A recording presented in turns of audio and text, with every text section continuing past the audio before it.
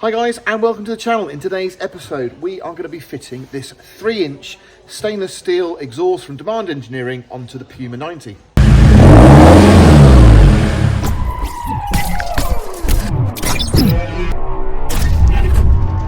Now the system we've opted to go for on the Puma is a 3-inch system. Now standard comes as 2.5. Now this has got a 2.5 mid box, and we've got a small silencer in there which replaces the massive one that's on there as stock, and we've eliminated the rear silencer as well. So this is all hand built here in the UK by Demand Engineering over in Suffolk.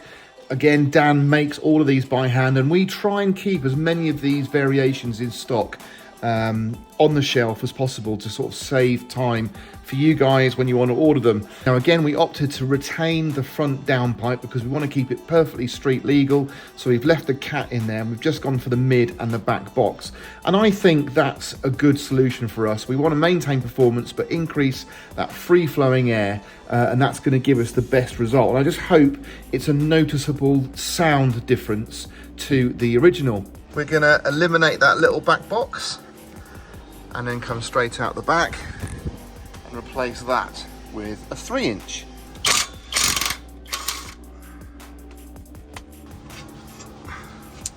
So if you're a bit intimidated about doing an exhaust change yourself, rather than take it to an exhaust shop, it's pretty easy. So because these were so corroded, it was easier for me just to cut the pipe just over where it sits over the axle, and then that meant that I could just whip it out easily.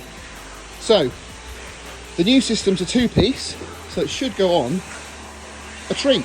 So I know it's a bit tricky to see, but you've got obviously the 2-bolt flange on this end, and you've got a 3-bolt flange on this end.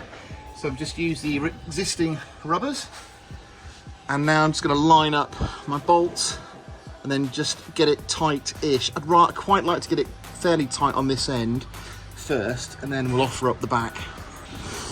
Right, I think that is sufficient. I'm going to leave that like that for a bit and just see how it sits, whether it blows or not. It should be okay. Now let's do the rear.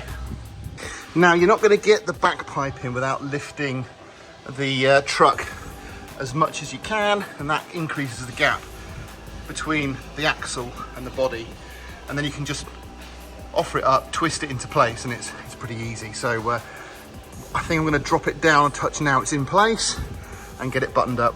So for the back, we've got our stainless gasket, we've got our 4 bolts, all stainless, and that's going to convert it from the 2 up to the 3.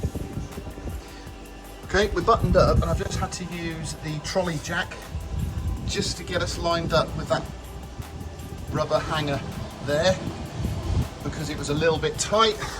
So you're only bending the hangers either end on the rubbers, so you won't have to worry about that. You won't be damaging anything. And that just helps me get it to the right height. We'll need to go a little bit more.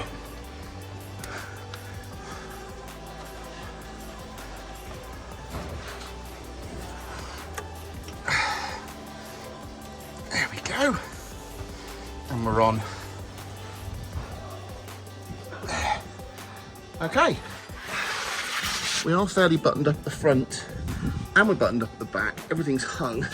I'll tell you what, it's absolutely rock solid. Nice clearance.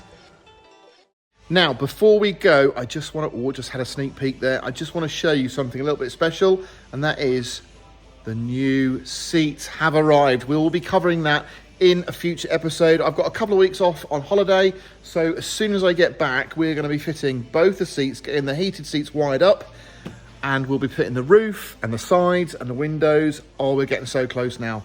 I genuinely couldn't be more impressed with these seats. So these are the Exmoor Trim Sport Elites, and they've got a plastic back to them, so they've got a really nice sporty feel. And you know what, that's actually a really nice durable finish inside a Defender. And then they are sculptured, and even though I'm quite a big boy, I do actually squeeze into that, so that's not a problem. So they're all leather, custom stitching there in the yellow. Really nice.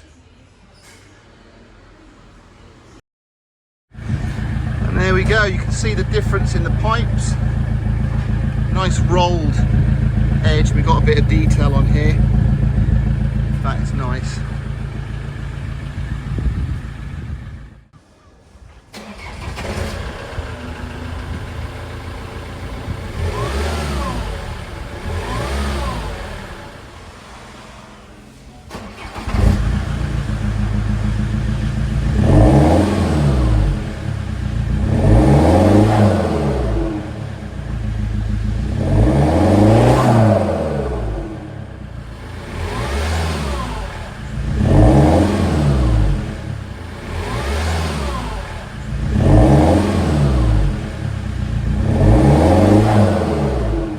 Well guys, that's it for the episode. I know it's a bit of a short one, but I was expecting it to take a lot longer and it'd be a lot more difficult to fit that exhaust, and it just wasn't. So if you're in two minds about getting an exhaust fitted to your vehicle and you're not sure about spending extra money to get it fitted, it's definitely worth looking at doing it yourself, because it's super easy. It is easy to do. You've just got to be a little bit confident with your cutting disc or a reciprocating saw to get the old exhaust off. And these new ones from Demand Engineering, they do just go on a treat. I haven't had to fettle with that at all. As far as the note it makes, it's perfect. I didn't want anything too ASBO. The TDCi engine is quiet anyway, so you're never going to get anything so raucous, but it's got a really nice, low, deep growl to it, and I hope that's going to echo the performance. So, if you want something like this for yourselves, at lrparts.net we do carry stock of pretty much all the exhausts you could want for TD5 and Puma. 300 TDI we might have to order in, but check out what we've got in stock, because you'd be surprised at how many units we have got in stock ready to ship. You can have that fitted over the weekend. So thanks for watching, hope you enjoyed it. Give us a thumbs up if you did, do subscribe, and I'll catch you on the next one.